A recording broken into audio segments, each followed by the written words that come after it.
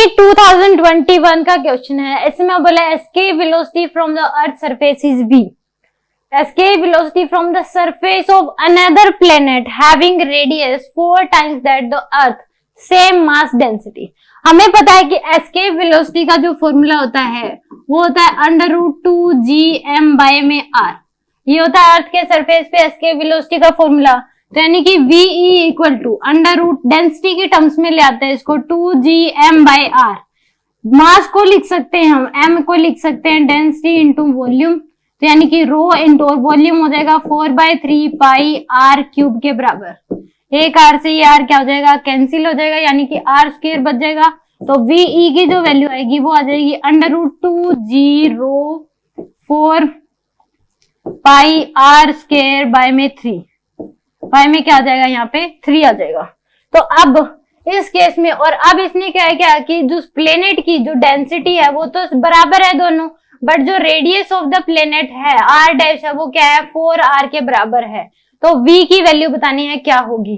तो यहाँ पे v डैश की जो वैल्यू आएगी वो क्या आ जाएगी √2g रो 4/3 पाई r की जगह क्या पुट करना है, 4r का स्क्वायर पुट करना है। यानी कि 4r स्क्वायर था यहाँ पे, तो 4r का होल स्क्वायर हो जाएगा यहाँ पे। ये क्या हो जाएगा आपके पास 4r का स्क्वायर।